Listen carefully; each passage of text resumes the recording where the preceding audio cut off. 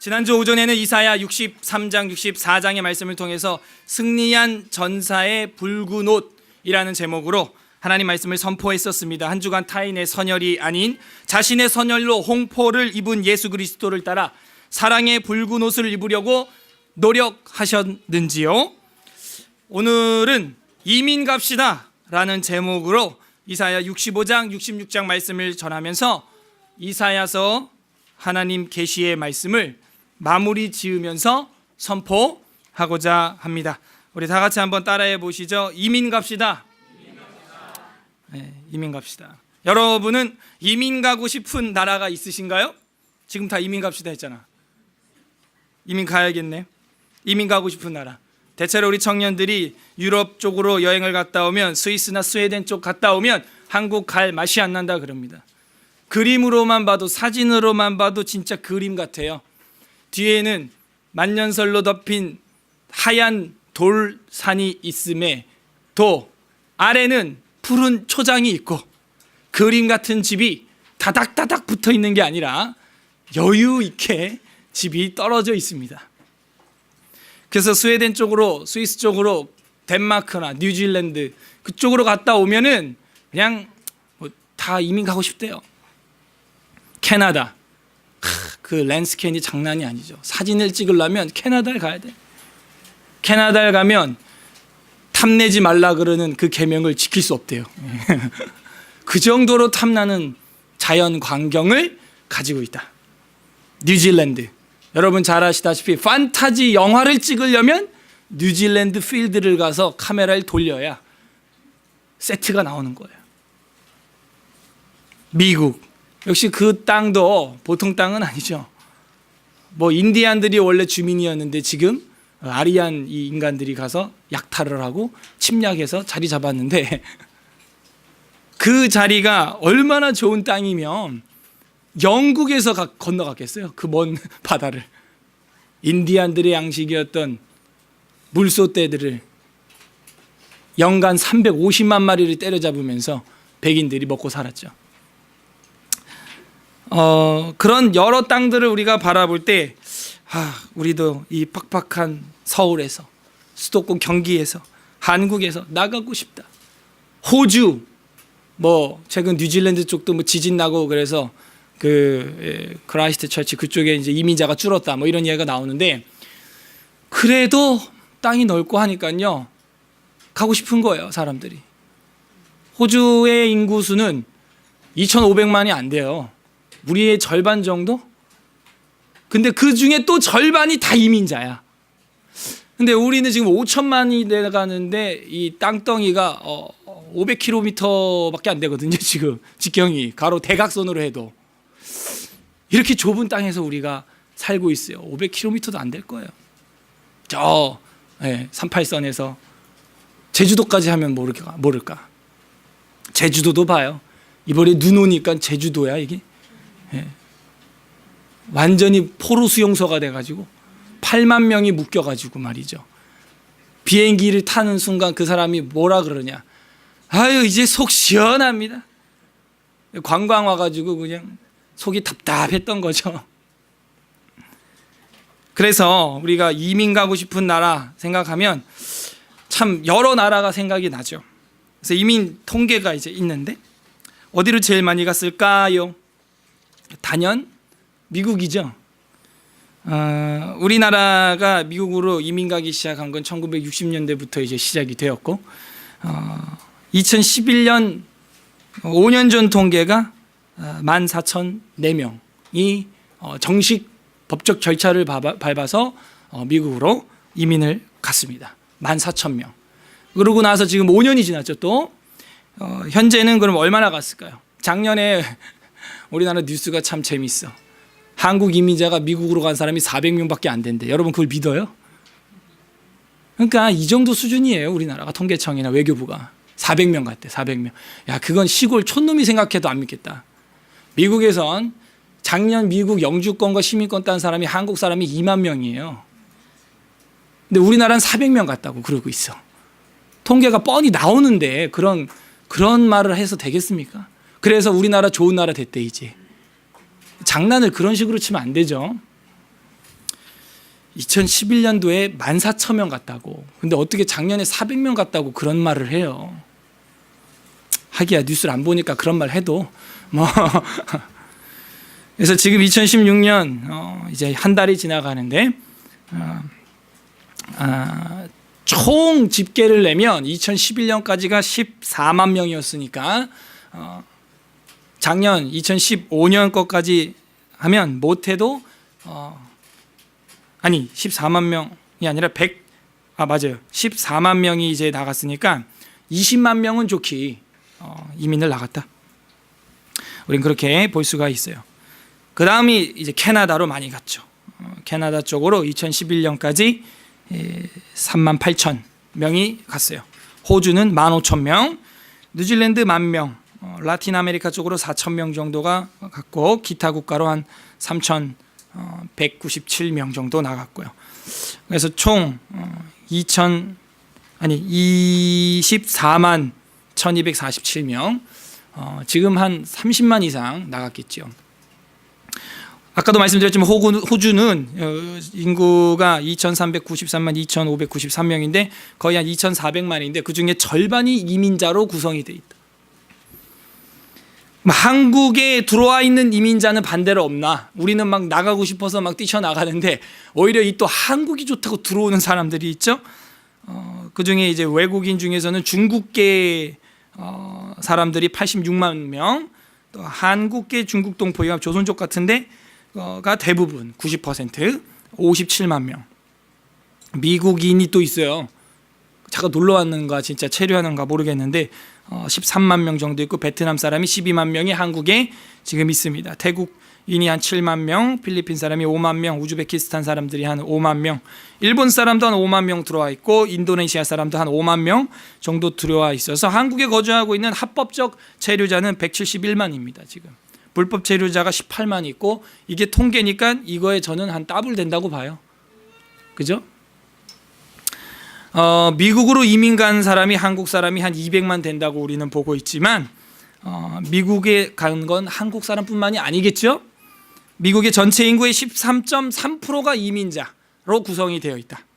로스앤젤레스 연합뉴스에 따르면 미국의 이민자 수가 4,210만 명, 4,210만 명 LA에만 돌파해서 역대 최고 수준이었다고 작년 뉴스가 나왔고 미국에서 가장 큰 이민자 집단은 어느 민족일까요?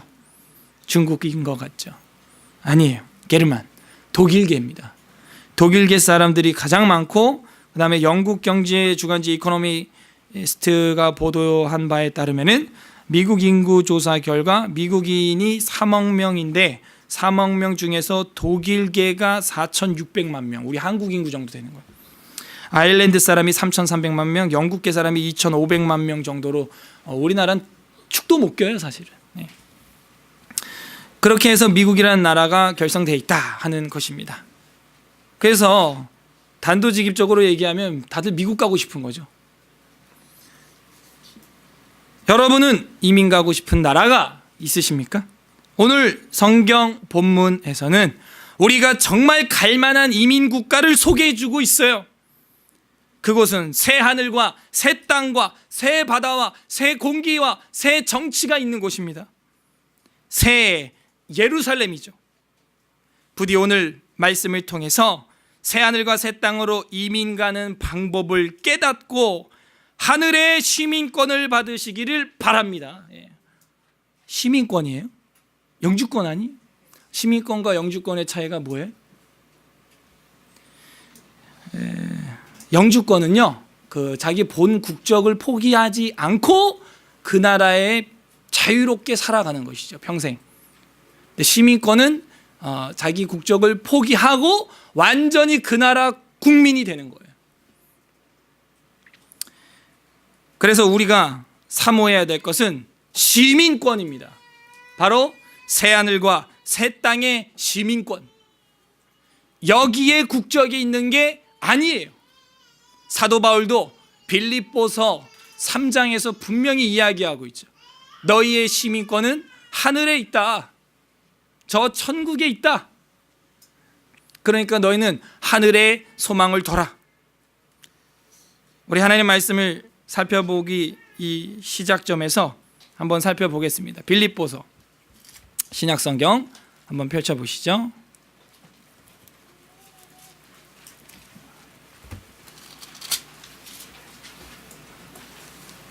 3장 20절, 신약성경 322페이지입니다. 322 신약성경 322페이지 빌립보서 3장 20절 다 같이 읽어요. 시작. 그러나 우리의 시민권은 하늘에 있는지라 거기로부터. 아멘. 바울은 로마 시민권자였어요. 그럼에도 그걸 포기하고 그 국적을 포기하고, 여러분 로마 시민권이 이게 보통이 아니에요. 이거는 로비를 어마어마하게 해서 돈 주고 사지 않는 이상 살 수 없고, 이 바울은 돈 주고 산 게 아니라 나면서부터 로마인이었다. 그래서 로마법으로 통치를 받는 로마 시민이었어요. 근데 본인은 그거를 국적을 포기하고 하늘에 두겠다는 것이죠. 다시 이사야서로 돌아옵니다. 여러분은 이민 가고 싶은 나라가 있으신가요? 이사야 65장과 66장을 오늘 살펴볼 건데, 65장에서는 구조가 어떻게 되어 있느냐, 두 개의 갈림길이 나옵니다. 두 개의 갈림길, 그게 65장의 이야기예요. 그리고 나서 그 두 개의 갈림길로 간 사람들이 어떻게 되느냐가 66장의 결론으로 나오면서 끝나요. 그래서 66장 마지막 장은 예배자와 불신자, 뭐 예배자와 비신자 뭐 이러든지 그 두 길로 신자와 비신자의 길이 갈리는데, 예배자와 불신자로 이제 갈리는 것이죠. 그게 마지막 66장입니다. 오늘 본문으로 우리가 65장 17절부터 읽었지만 사실은 65장 1절부터 시작을 해야 되는 걸 여러분 아실 거예요. 그래서 65장 1절부터 우리가 성경 말씀을 읽어 나가면서 오늘 읽었던 17절부터가 어떤 내용인지 이해가 될 거예요. 65장은 두 개의 갈림길이라고 말씀을 드렸습니다. 그래서 65장 첫 번째 부분, 상반절 부분에 보게 되면 상반절 단락들이 뭘 이야기하고 있느냐, 두 개의 갈림길 중에서 어떤 면에 있어서는 이제 불신자의 길을 예고해 주고 있죠. 불신자의 길을 간 사람은 66장에 이제 어떻게 된다가 더 나오는데, 여기서 이제 경고의 메시지가 나오는 거예요. 65장 1절부터 16절까지가. 65장 1절 보세요. 나는 나를 구하지 아니하던 자에게 물음을 받았으며 나를 찾지 아니하던 자에게 찾아냄이 되었으며 내 이름을 부르지 아니하던 나라에 내가 여기 있노라, 내가 여기 있노라 하였노라. 이게 무슨 얘기예요? 나를 구하지 않고 찾지 않고 나를 찾아오지 부르지 않았던 자들에게도 내가 묻고 나타났다, 이 얘기입니다. 근데 이제 한글 번역이 좀 어렵게 돼 있죠.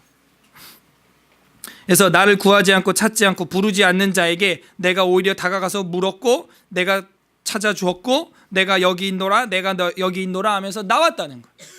여러분, 하나님을 믿지 않는 사람들에게도 하나님은 믿을 수 있는 기회를 많이 줘요. 성경을 보고도 기회를 주지만 자연을 보고도 기회를 준다. 여러분, 밤하늘에 별과 별을 본 적이 있습니까? 이 서울 하늘에서는 별 볼 일 없지만요, 저 지리산만 가도 그 별이 그냥 쏟아져서 셀 수가 없더라고요, 그 숫자를. 오히려 별과 별 사이의 공간이 셀 수 있을 것 같을 정도로, 과장을 조금 더 해서 오히려 별과 별 사이를 셀 수 있을 정도로 하얗게 모래를 쫙 뿌려놓은 것처럼 셀 수가 없어요, 별을. 그런 거를 읽으면서도 사실 하나님은 찾아오시는 거예요. 사색하게 하는 것이죠. 그렇게 찾아갔는데 2절, 너네 어떻게 했다? 내가 종일 손으로 펴서 자기 생각을 따라 옳지 않은 길을 걸어가는 패역한 백성들을 불렀다. 나를 찾지도 않는 자들을 내가, 옳지 않은 길을 걸어가는 패역한 백성들을 내가 오히려 구했고 찾았고 불렀지 않느냐, 그런 이야기를 하는 거예요. 이거는 지난주에 63장 4장과 좀 연결되는 하나님 마음이죠. 하나님이 남의 선혈로 자기 옷을 물들이는 게 아니라 이젠 자신의 선혈로 십자가의 피로 우리를 구원하시는 승리한 전사의 붉은 옷을 지난주에 우리가 위에서 살펴봤죠. 그 사랑으로 계속 찾아오신다는 거예요. 연결해서 이해하면 더 쉬울 겁니다. 3절 곧 동산에 제사하며 벽돌 위에 분향하여 우상숭배죠. 귀신숭배죠. 내 앞에서 항상 내 노를 일으키는 백성이라. 제사 드리고 귀신한테 분향함으로 하나님의 노만 일으킨다. 그들이 무덤 사이에 앉으며 은밀한 처소에서 밤을 지내며 돼지고기를 먹으며 가증한 것들의 국을 그릇에 담으면서, 이 4절은 4가지를 말하고 있는데 무덤 사이에 앉았고 은밀한 처소에서 밤을 지내고 돼지고기를 먹고 가증한 것들의 국그릇에 담았다 이거예요. 이게 뭐냐면 하나님 레위기 율법을 지키지 않고 세상 이방 가나안 문화대로 의식주 생활을 하고 있다. 돼지고기 먹지 말란 말이야. 근데 단지 이게 우리가 물질적인 돼지고기를 먹은 걸 가지고 뭐라고 하는 건 아니죠. 그 이방 종교 단체와 어울리면서 그 제산물을 먹었다는 거야. 돼지머리 잘라놓고 콧구멍에 10,000원 쑤셔놓고 말이죠. 내나 거기다 절여놓고 그 머리 또 삶아 먹고 눌러 먹고 잘라 먹고. 그러면 어떡해? 하나님이 그 율법을 어기는 백성들을 질타하는 것이죠. 5절 사람에게 이르기를 너는 내 자리에 서 있고 내가 가까이 하지 말라. 나는 너보다 거룩함이라 하나니. 지금 이 말을 누가 하는 거냐면 그 돼지고기 먹는 사람들이 한다는 얘기예요. 그렇게 가증한 것들을 국그릇에 담으면서도 말로는 내게 가까이 하지 말라. 나는 홀리 거룩한 자라. 이런 가식을 떨고 있다는 거예요. 우리도 그럴 수 있어요. 저도 마찬가지고. 지키지도 않으면서 지키는 척. 6절에 보면 보라 이것이 내 앞에 기록되었으니 내가 잠잠하지 아니하고 반드시 보응하되 그들의 품에 보응하리라. 반복됐죠. 이 보응한다라고 하는 것은 끝낸다, 지불한다, 보응한다, 갚아준다 이런 뜻이에요. 7절 너희의 죄악과 너희 조상들의 죄악은 한 가지니 그게 뭐냐? 그들이 산 위에서 분향하며, 또 나온다. 아까 3절에 나왔던 얘기죠. 산 위에서 분향하며 작은 산 위에서 나를 능욕함이라 하였음이라. 우상숭배 귀신숭배 점쳤잖아 푸닥거리하고. 그러므로 내가 먼저 그들의 행위를 헤아리고 그들의 품에 보응하리라. 그러니까 이게 반복되는 단어가 중요한 거죠. 결국 우리가 엉뚱한 귀신에게 제사하고 분향하고 그 오늘의 운세 새해에는 어떻게 될 건지 또 점집 가가지고 또 딸랑딸랑딸랑. 아니 거기 가서 뭐하러 점을 쳐요? 그 사람도 자기 인생 몰라서 쭈그리고 점 봐주고 있는데. 그러니까 우리가 이렇게 어리석은 삶을 살고 있다는 거예요. 그런 사람에게는 보응하되 보응하리라, 보응하리라, 끝내주리라, 재판하리라, 지불하리라, 갚아주리라. 그런 말이 나오는 겁니다. 8절 그러니까 이제 1절부터 7절까지는 보응하시는 하나님에 대하여 나온 거예요. 하나님을 찾지 않는, 하나님을 구하지 않는 자들에게까지 하나님은 나타나고 구하고 찾아오셨음에도 그들은 엉뚱한 우상들을 섬기고 불렀다. 끝내 율법을 어기고 이방 문화로 먹고 마시면서 따라갔다. 그러니 돌아오지 않으니 하나님도 어찌할 수가 없고 이제는 하나님께서 보응하신다는 것을 말해주고 있죠. 계속해서 8절에도 공의로운 재판관 되시는 하나님의 모습이 나오는데 8절 여호와께서 이와 같이 말씀하시되 포도송이에는 즙이 있으므로 사람들이 말하기를 그것을 상하지 말라 거기 복이 있느니라 하나니 나도 내 종들을 위하여 그와 같이 행하여 다 멸하지 아니하고. 참 어렵죠 이게 무슨 말인지. 뭐 포도송이에는 뭐 즙이 있는데 사람들이 상하지 말라 거기 복이 있다. 참 이게 우리한테 안 와다 번역이. 이게 무슨 얘기냐면 포도송이 안에 썩은 포도송이도 있지만 실한 튼실한 포도송이도 있다. 복이 있다. 거기 괜찮은 것도 복된 송이도 있다. 그러니까 나도 내 종들을 위하여 그와 같이 행하여 다 멸하지는 않겠다 이 얘기예요. 포도송이를 거둘 때 이렇게 삐쩍 말라가지고 뭐 이렇게 상한 것도 있지만 그 안에 복된 포도송이도 있다는 거야. 몇 개는. 그래서 하나님이 재판할 땐 어떻게 한다? 공의롭게 한다는 거예요. 그래서 다 멸하지 아니하고 라고 8절 끝에 끝났죠. 그것만 이제 명심하면 돼요. 하나님이 다 멸하지는 않고 튼실하고 복된 포도송이는 놔두고 나머지는 없앤다는 것이죠. 9절이 그걸 받쳐줘요. 내가 야곱에게서 씨를 내며 유다에게서 나의 산들을 기업으로 얻은 자를 내리니, 포도송이처럼 내가 택한 자가 이를 기업으로 얻을 것이요 나의 종들이 거기에 살 것이라. 그러니까는 복된 포도송이들은 내가 택한 자인데 그 기업에 나의 종들이 살게 될 것이다. 거기가 어딘지는 뒤에 나오죠. 10절 사론의 양떼에 우리가 되겠고 아골 골짜기는 소떼가 눕는 곳이 되어 나를 찾는 내 백성의 소유가 되려니와. 그래서 복된 땅, 환난의 땅 모두 다 복된 땅으로 변한다. 11절 오직 나 여호와를 버리며 나의 성산을 잊어버리고 갓에게 상을 베풀며, 갓은 이제 운수의 신이에요.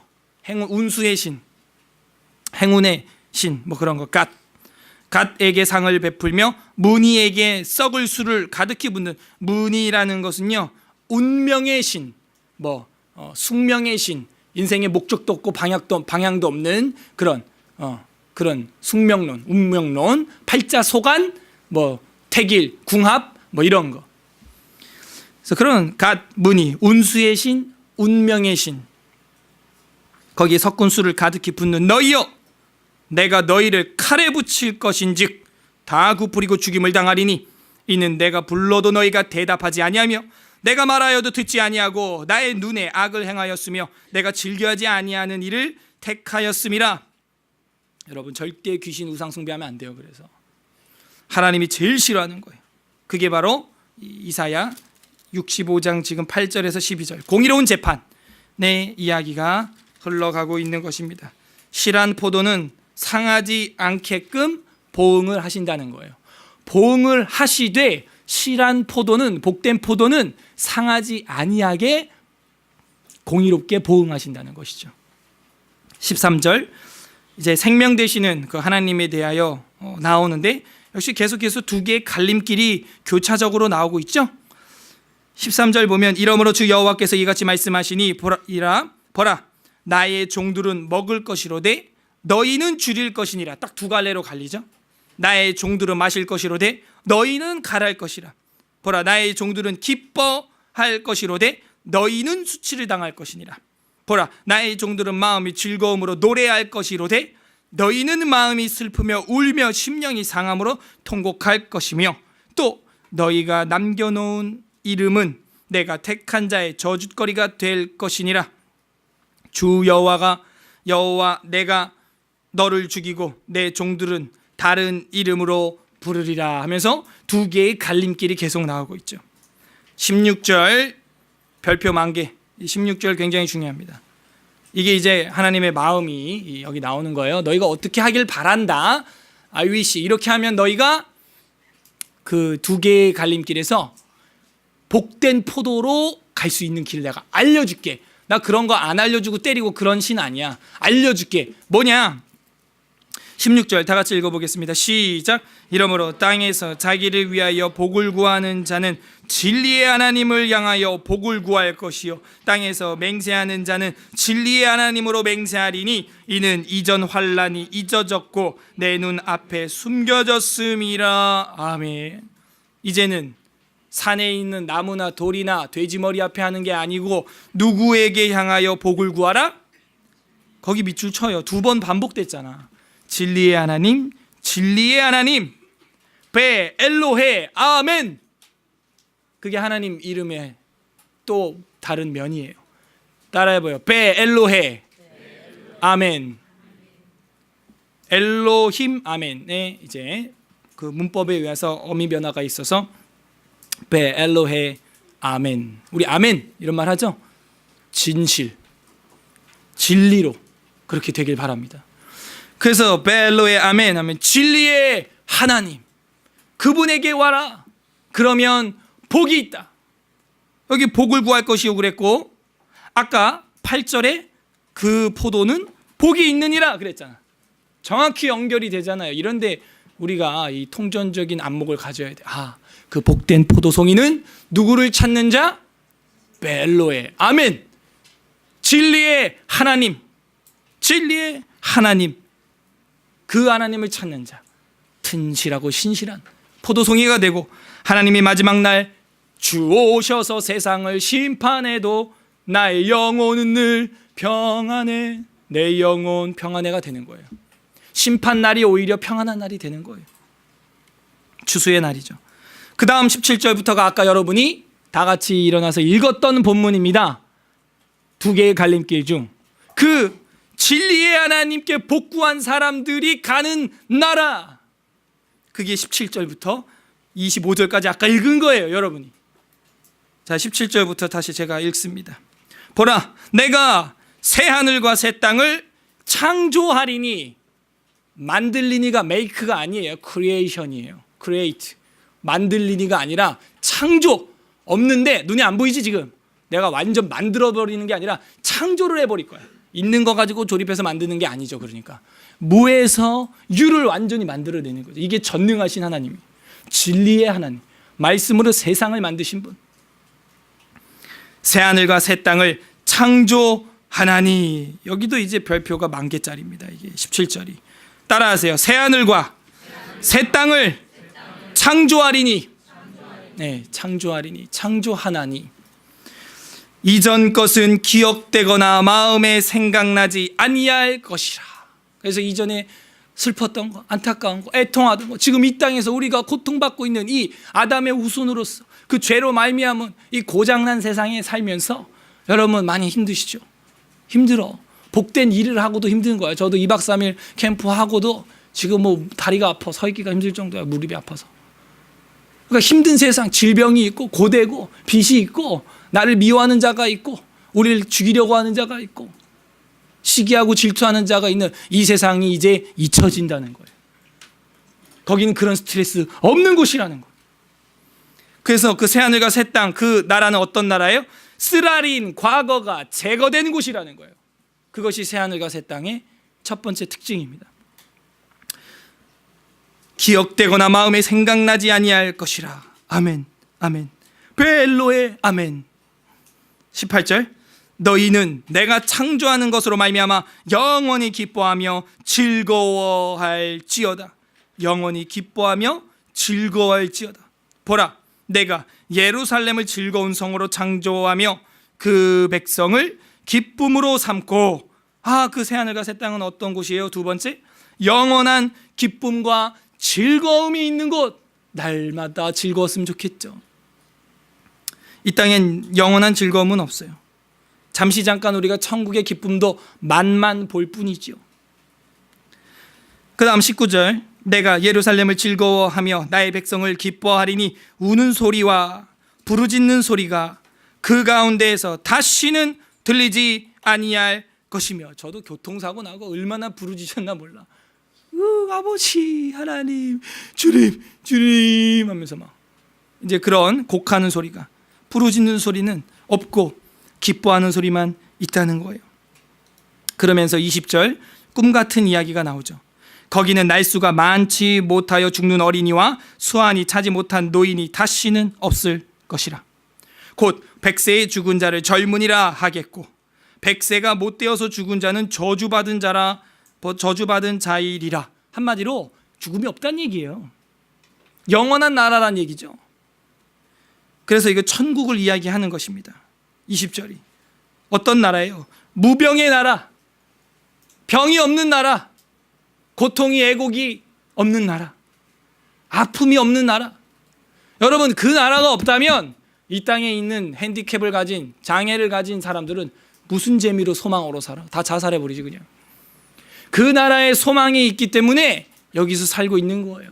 저도 몸이 좀 이렇지만 하늘의 소망이 있기 때문에 그냥 이 땅에서 하늘의 즐거움을, 기쁨을 맛보면서 살아나갈 수가 있는 거예요. 여러분도 그 하늘을, 새 하늘과 새 땅을 맛보지 않으면 이 땅에 소망이 없습니다. 무병의 나라예요. 네 번째 21절 다 같이 읽어요. 시작. 그들이 가옥을 건축하고 그 안에 살겠고 포도나무를 심고 열매를 먹을 것이며. 그 나라는 풍요로운 가옥을 건립한 집이라는 거예요. 풍요로운 가옥이 건립된 집이라는 거예요. 여러분, 우리나라도 지금 집이 없어가지고 신혼들이 결혼하면 일단 빚더미 위에 1억 이상 빚더미 위에 올라가고 시작해. 에? 내 집이 내 평생 소원 내 집. 저희 어머니 환갑 칠순 아버지 돼서야 이제 뭐 저 그 또 김포 변두리에 뭐 30몇 평 아파트 하나 생긴 거야. 에? 그거 하느라고 온 인생 다 써버린 거예요. 그게 이 한국의 주택 문제, 가옥의 문제입니다. 그러나 새하늘과 새 땅은 그런 고민 없어요. 진리의 하나님, 벨로의 아멘, 그분만 의지한다면 그들의 가옥을 건축을 할 거야. 아예 우리가 건축을 해버려. 그리고 포도나무를 심고 풍성한 열매를 따먹는 정말 낙원이 임한다. 그래서 네 번째로 우리가 볼 수 있는 새하늘과 새 땅의 특징은 풍요로운 가옥 건립. 22절, 그들이 건축한 데 타인이 살지 아니할 것이며. 우리가 건축해 놓고도 타인이 살지, 돈이 없으니까. 예.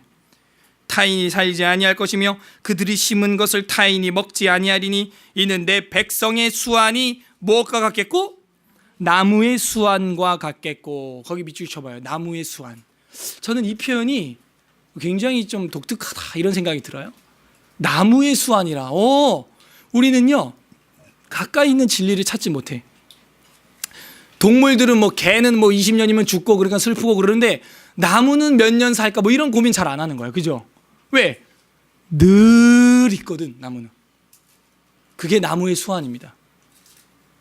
여러분이 아는 나무의 수완 몇 년짜리? 없어. 그죠? 왜? 세어볼 생각도 안 하는 거야. 나무는 늘 있어요. 다시 말해 안 죽어. 뭐 뿌리를 뽑아버리지 않는 이상, 쪼개거나 벼락을 내리지 않는 이상 안 죽어요. 어떤 은행나무는 1100년대 때 우리나라에 있어요. 그게 하나. 안 죽어. 나무의 수완 같겠고가 뭔지를 좀 느껴야 돼. 이런 거 공부하고 애들 데리고 이제 인터넷 검색해. 세계에서 가장 오래된 나무. 그래서 그쪽으로 여행을 투어를 보내는 거야. 그러면서 하나님 배우는 거예요. 천국은 마치 이와 같으니. 여러분, 전 세계에서 가장 오래된 나무가 몇 살일까요? 발견된 것 중에서. 현존하는 가장 오래된 나무는 메두셀라라고 하는 나무인데 미국 캘리포니아주의 인요 국립공원에 있습니다. 그 메두셀라라고 하는 나무는 약 나이가 4765살이야. 5000년가량 살았어요. 그 이름의 어원도 이제 들려요? 메두셀라. 어서 많이 들어봤어. 그렇지. 무두셀라. 창세기 5장에 보면 가장 오래 살았던 사람의 이름을 따다 그 나무에게 붙인 거야. 그 무두셀라는 969세, 즉 1000년을 살았던 남자입니다. 근데 그 이름을 따서 나무에다가 붙인 것이죠. 그래서 영어로 이제 스펠링 메두셀라고 이제 우리나라식으로 정확하게 성실하게 발음하면 이제 무두셀라 나무가 되는 거예요. 무두셀라 트리가 되는 건데 그 인요 국립공원에 있대요. 저도 한번 가서 보고 싶어요. 근데 이 나무는 다른 수천 년 된 나무보다 크진 않아. 단 이게 뭐 1년에 뭐 아주 조금씩 자란다는 거예요. 정말 조금씩 자란대요. 근데 보면 희한하게 생겼어. 진짜 희한하게 생겼어. 무두셀라라는 이름에서 기원된 그 나무 4765년을 살았대요. 저 길가에 있는 나무도 5000년 살았다는데 어떻게 그 나무를 관리하는 사람은 5000년 아니라 50세도 겨우 살았어. 이 당시는, 이사야 시대는. 그죠? 지금이야 이제 100세 시대 뭐 이러고 있는 거야. 하나님이 주시는 새하늘과 새 땅은 다섯 번째 뭐예요? 장수의 나라였다 하는 것이죠. 이제 내가 주님께 갈 날이 얼마 안 남았는데 이걸 어떻게 살아야 되나, 이런 세상이 아니라는 거예요. 주와 함께 늘 즐거워하고 기뻐하는 나라, 그게 새하늘과 새 땅. 23절, 그들의 수고가 헛되지 않겠고 그들이 생산한 것이 재난을 당하지 아니하리니 그들은 여호와의 복된 자의 자손이요 그들의 후손도 그들과 같을 것임이라. 새하늘과 새 땅은 한 세대만 살고 끝나는 세상이 아니라는 거야. 후손들, 대대로 이어지는 나라다라는 것입니다. 그래서 여섯 번째 새하늘과 새 땅의 특징은 한 세대만 살고 끝나는 영광이 아니고 대대로 이어지는 나라다 하는 것이죠. 일곱 번째 24절에 보게 되면 다 같이 읽어볼까? 시작. 그들이 부르기 전에 내가 응답하겠고 그들이 말을 마치기 전에 내가 들을 것이며. 이게 뭐예요? 하나님과 완벽한 유무상통, 하나님과 완벽한 교제권 안에 있다는 거예요. 눈빛만 봐도 아는 거예요. 그래서 하나님이 우리와 함께 하시는 곳, 우리의 장막이 되어주시는 곳, 그게 새하늘과 새 땅이라는 거죠. 그게 일곱 번째 새하늘과 새 땅의 특징, 하나님과 유무상통. 부르기 전에 응답하시고 말을 마치기 전에 그래 아빠가 해줄게 하자 이렇게 하는 거예요. 25절 이리와 어린 양이 함께 먹을 것이며 사자가 소처럼 즙을 먹을 것이며 뱀이 흙을 양식으로 삼을 것이니 나의 성산에서는 해함도 없겠고 상함도 없으리라 여호와께서 말씀하시니라. 이 말씀은요 이사야 11장 6절에서 8절에서 우리가 이미 공부했어요. 이게 뭘 보여주고 있는 거라 그랬어요? 기억이 날까 모르겠어요. 이사야 11장이면 벌써 한 5개월 전에 했거든요. 기억나시죠? 이 사자와 양이 함께, 이거 뭘 보여주고 있는 어떤 분위기예요? 완벽한 평화, 완벽한 피스, 평강, 평정심. 그 나라, 전쟁도 시기도 당과의 당의 싸움도 새정치도 새당도 그런 거 없어요. 완벽한 평화로운 상태. 그걸 지금 사자, 양, 뭐 이런 뱀 뭐 이런 걸로 표현하고 있는 거예요. 그 나라는 완벽한 평화가 있는 곳이구나. 그래서 여덟 번째 새하늘과 새 땅은 완벽한 평화가 있는 곳, 그걸 보여주고 있는 것이죠. 여기는 어떻게 갈 수 있다고 16절에서 그랬어요? 여기는 어떻게 갈 수 있다고요? 진리의 하나님, 베엘로헤, 아멘, 아멘 하는 사람, 그 사람들만 가는 줄로 믿습니다. 아멘. 그래서 이제 66장에는요 그 예배자와 불신자의 길이 이제 갈려져요. 65장을 우리가 지금 성실하게 봤기 때문에 66장은 이제 쉬워요. 똑같은 이야기가 약간 반복되면서 결론은 이렇게 된다 하면서 이제 마침표를 딱 찍는 거예요. 자, 66장도 두 개의 갈림길인데 예배자와 불신자의 길, 그렇게 갈리는 거예요. 그래서 66장 1절 봅니다. 좀 빨리 읽을게요. 여호와께서 이와 같이 말씀하시되 하늘은 나의 보좌요 땅은 나의 발판이에요. 그러니까 우리가 하나님 떠나서 살 수 없다고 아까 65장에서도 말했죠. 나를 찾지 않고 부르지 않는 자에게도 나는 갔다 그랬죠. 똑같이 반복되는 거예요 지금. 너희가 나를 위하여 무슨 집을 지으랴? 내가 안식할 처소가 어디랴? 2절 나 여호와가 말하노라 내 손이 이 모든 것을 지었으므로 새하늘과 새 땅 그들이 생겼느니라. 무릇 마음이 가난하고 심령에 통회하며 내 말을 듣고 떠는 그 사람은 내가 돌보려니와. 마음이 가난하다, 심령이 가난한 자는 하나님의 나라를 볼 것이요. 그렇게 사모하고 진리의 하나님을 갈망하고 진리가 무엇이냐 이렇게 묻는 자들, 마음이 가난한 자. 예수님도 마태복음 5장에 그러죠. 심령이 가난한 자는 뭐가 있어요? 복이 있나니. 정확히 맞잖아요. 진리의 하나님을 찾는 자 복이 있다. 마음이 가난한 자, 심령이 통회하고 가슴이 안타까워하는 사람, 그 사람들이 누구야? 정의와 진리를 찾는 사람들이 세상에 한국교회가 이러면 안 될 텐데 내 아들아 딸아 그렇게 가면 안 되느니라 하면서 심령이 통회하고 마음이 가난한 사람, 신자죠. 신자, 믿는 자죠. 그들을 돌보아 주시는 하나님이라는 거예요. 3절 소를 잡아 드리는 것은 살인함과 다름이 없고, 이건 이제 불신자의 행위입니다. 교회는 나왔고 예배는 드리는데 이 종교 행위만 하고 있지 마음속으로는 믿지 않는다는 거예요. 여러분은 예배만 드리는, 마당만 밟고 집에 가시는, 얼굴 도장만 찍고 가는 사람입니까? 그러면 안 돼요. 여기 보면 하나님 앞에 제사물을, 그 비싼 소를 드릴지라도 그건 살인하는 거랑 똑같다는 거야. 그런 식으로 대충 형식적인 종교 행위는 하나님이 받지 않는다는 거예요. 성령 안에서 진리로 드리는 것, 신령과 진정한 예배, 그것만 받는다는 것이죠. 소를 잡아 드리는 것은 살인함과 다름이 없이 하고 어린 양으로 제사 드리는 것은 개의 목을 꺾은가 다름이 없이 하며 다른 예물은 드리는 예물은 돼지의 피와 다름이 없이 하고 또 돼지 나온다. 그죠? 이방 그 문화의 표현이에요. 대표적인. 분향하는 것은 우상을 찬송한가 다름이 없이 행하는 그들은 자기의 길을 택하며 그들의 마음은 가증한 것을 기뻐한즉 나 또한 유혹을 그들에게 택하여 주며 그들이 무서워하는 것을 그들에게 임하게 하리니 이는 내가 불러도 대답하는 자가 없으며 내가 말하여도 그들이 듣지 아니하고 이렇게 설교해도 안 듣는 사람이 있을 수도 있다는 거예요. 여러분은 다 듣고 계시지만 이렇게 말씀을 전해도요 그냥 겉으로만 소만 잡고 있는 거야 그냥. 오직 나의 목전에서 악을 행하며 내가 기뻐하지 아니하는 것을 택하였음이라 하시니라.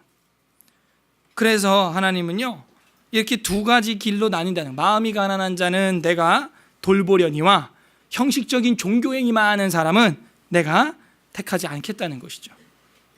5절 새 예루살렘이 나옵니다. 여호와의 말씀으로 말미암아 떠는 자들아 그의 말씀을 들을지어다. 쉐마 들으라는 거죠. 이르시되 너희 형제가 너희를 미워하며 내 이름으로 말미암아 너희를 쫓아내며 이르기를 여호와께서 영광을 나타내사 너희 기쁨을 우리에게 보이시기를 원하노라 하였으나 그들은 수치를 당하리라 하셨느니라.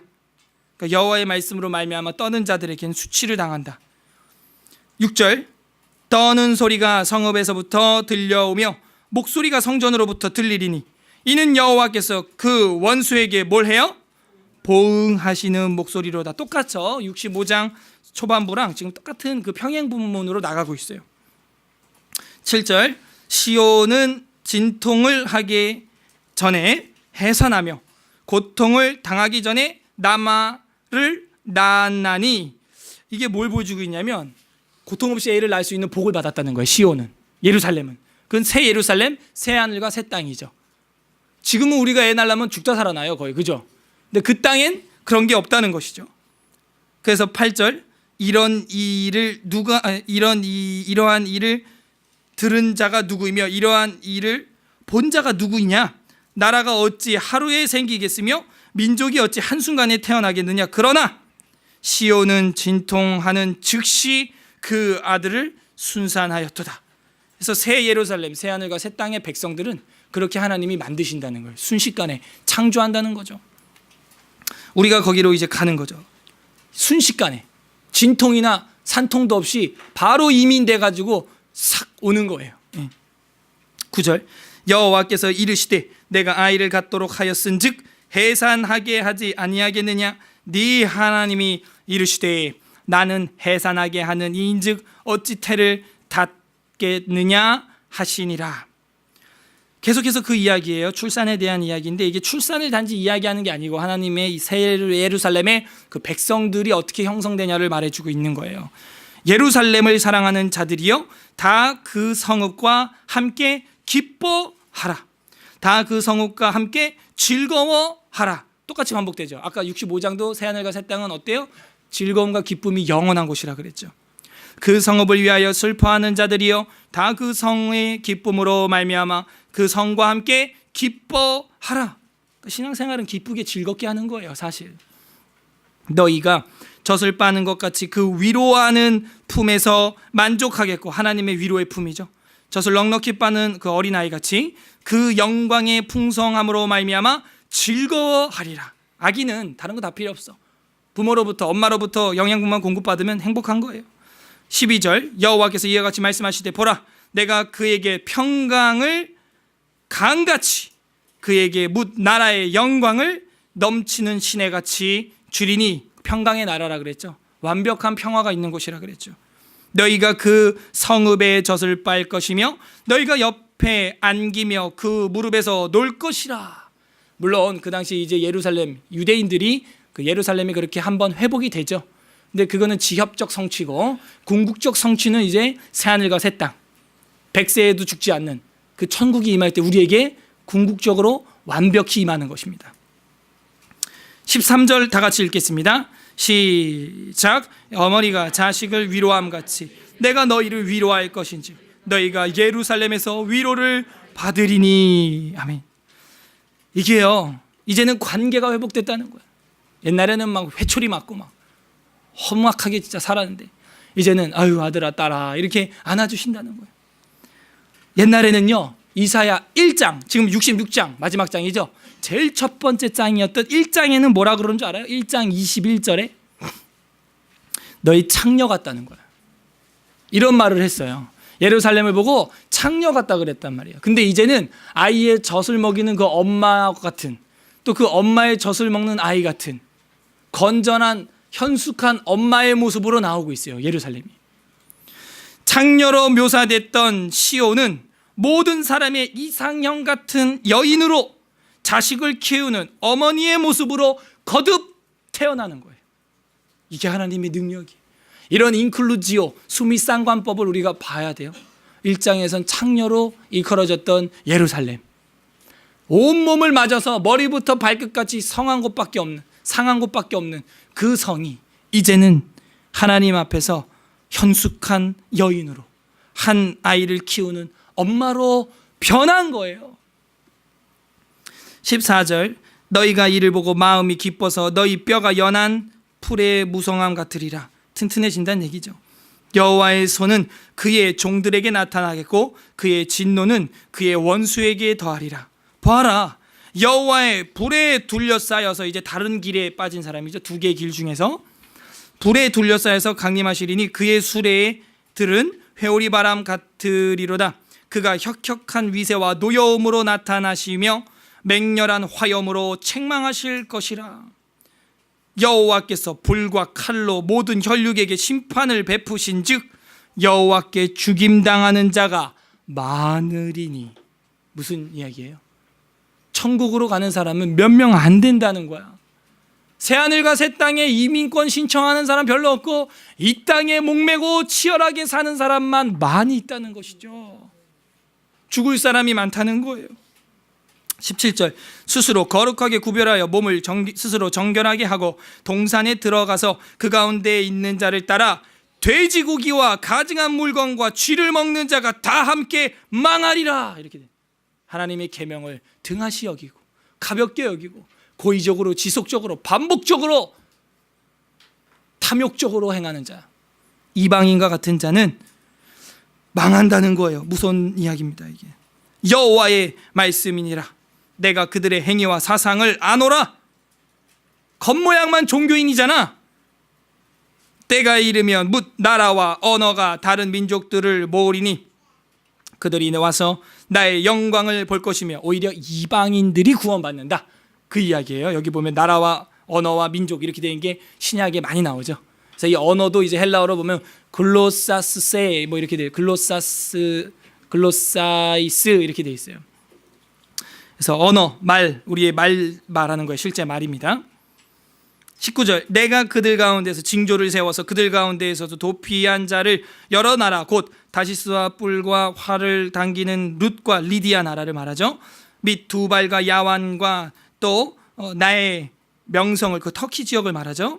명성을 듣지도 못하고 나의 영광을 보지도 못한 먼 섬들로 보내리니 그들이 나의 영광을 문 나라에 전파하리라 하면서 오히려 이방 나라에서 내가 영광을 받겠다는 거예요. 20절 나 여호와가 말하노라. 이스라엘 자손이 예물을 깨끗한 그릇에 담아 여호와의 집에 드림같이 그들이 너희 모든 형제를 뭇 나라에서 나의 성산 예루살렘으로 말과 수레와 교자는 가마, 마차를 말하는 거예요.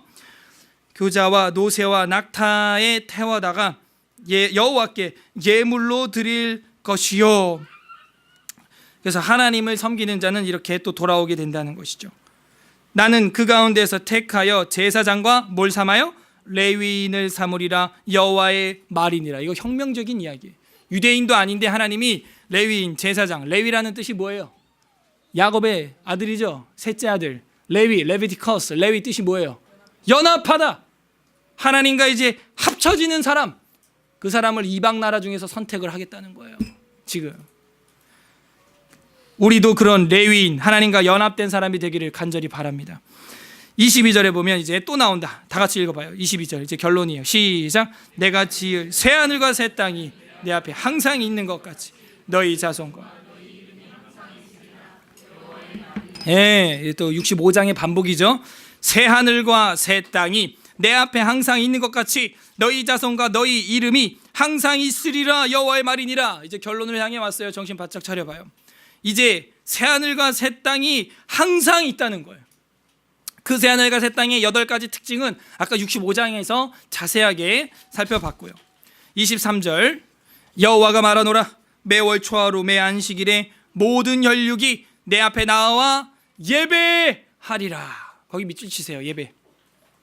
적용이죠. 정말 이제 베엘로의 아멘, 진리의 하나님을 만나 복을 받은 사람은 어떻게 열매 맺고 반응이 나온다는 거예요? 뭘 드린다? 예배를 드린다는.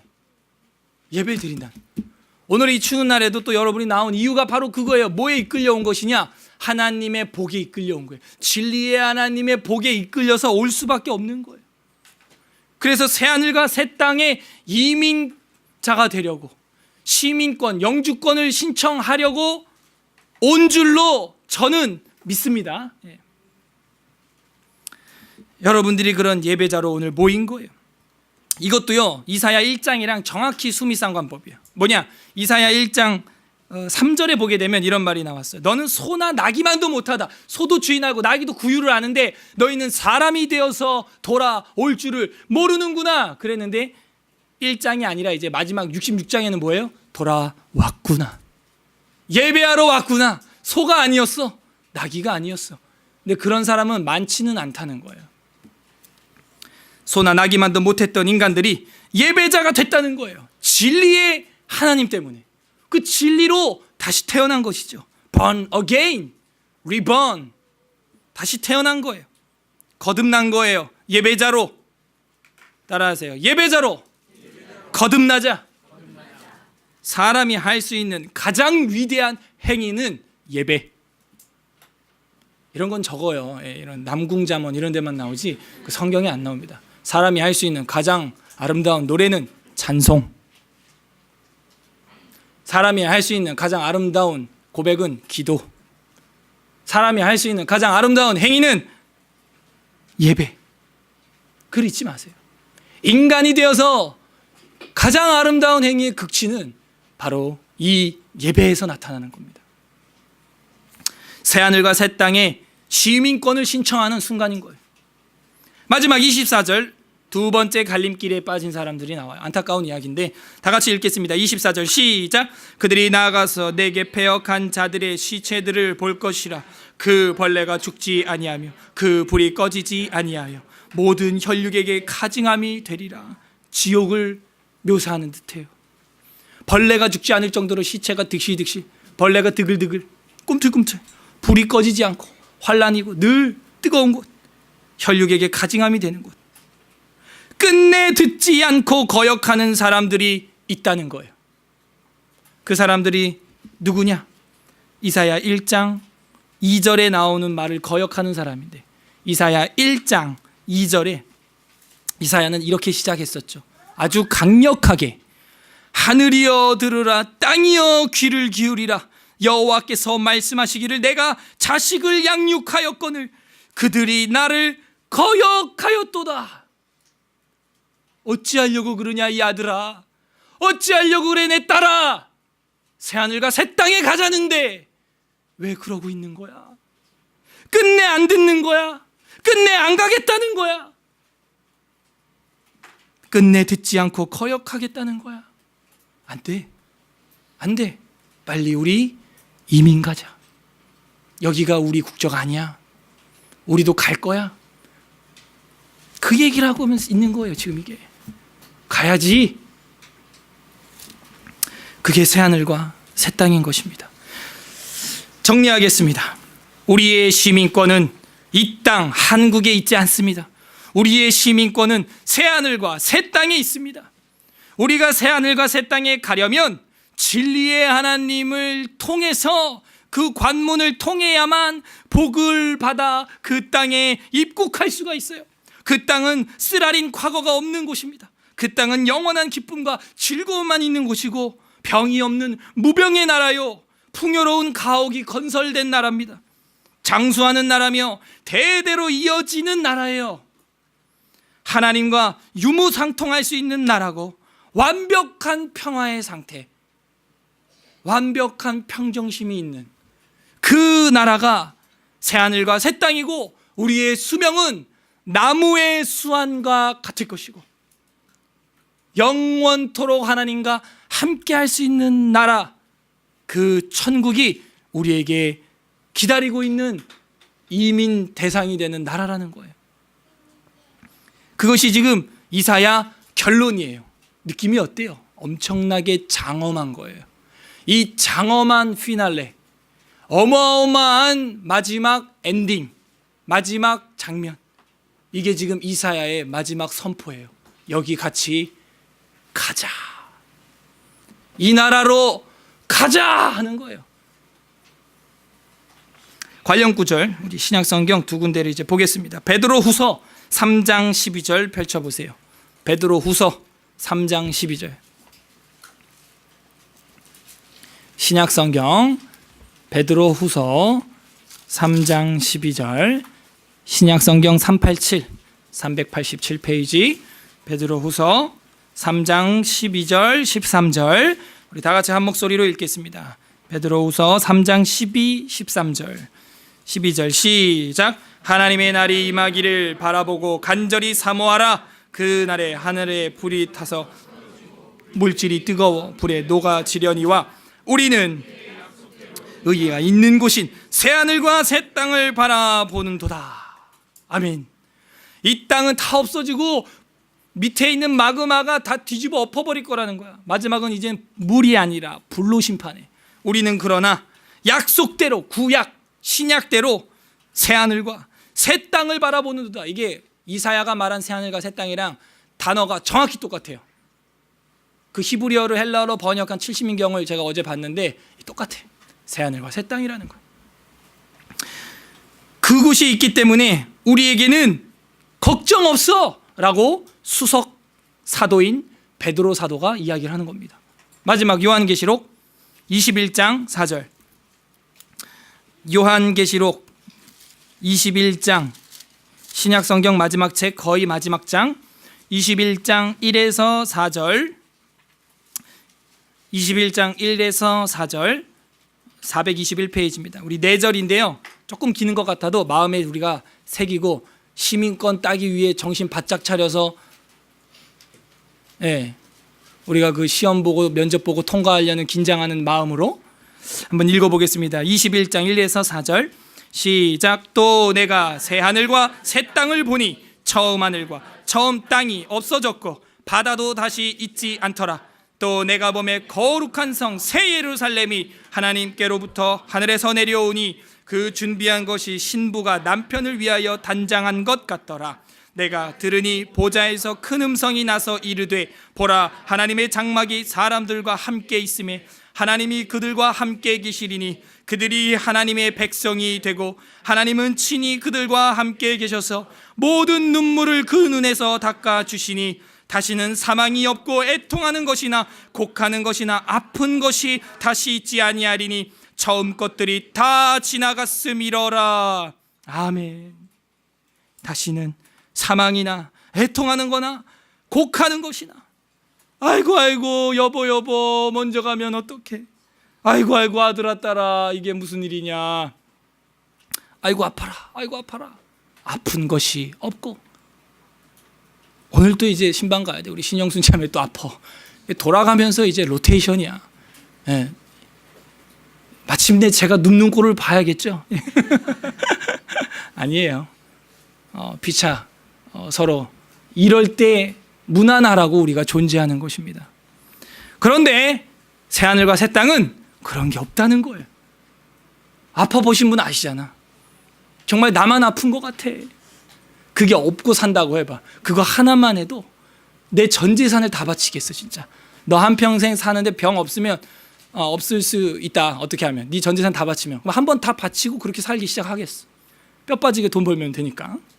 안 아프대. 그래도 새하늘과 새 땅은 처음 하늘과 처음 건 땅은 없고 바다도 다시는 없답니다. 거룩한 성 새 예루살렘은 신랑을 위해 단장한 신부처럼 아름다운 천국으로 준비되어 있고, 그곳은 하나님의 장막이 돼서 하나님이 우리와 함께 하시고 우리는 그의 백성이 된다고 요한계시록은 말해요. 눈물도 없고, 눈물을 주님이 이 땅에서 흘린 눈물을 오히려 닦아주시고, 사망이나 애통이나 곡하는 것이나 아픈 것이 없으니 처음 것들은 다 지나갔다라는 것이죠. 지나간다는 거예요. 그래서 우리가 궁극적으로 들어가야 될 나라, 우리가 시민권을 갖고 이민 가야 될 나라가 어디예요? 여러분은 이민 가고 싶은 나라가 있으신가요? 우리 모두 다 저 천국으로, 새하늘과 새 땅으로, 하나님의 나라로 진리를 통하여 모두 다 이민 가기를 주님의 이름으로 간절히 바랍니다. 웨스트민스터 신앙고백서 33장에 보게 되면 최후의 심판이라는 마지막 장이 있어요. 거기 3항에 보게 되면 이런 말이 나옵니다. 잘 들어보세요. 장차 심판날이 있으리라 는 것을 그리스도께서는 우리에게 확실하게 확신시키고자 하셨던 것은, 모든 사람들이 죄를 멀리하게 하고 경건한 사람들이, 돼지고기 먹지 않고 말이죠, 경건한 사람들이 역경 가운데 있을 때 큰 위로를 받게 하시기 위함이었다.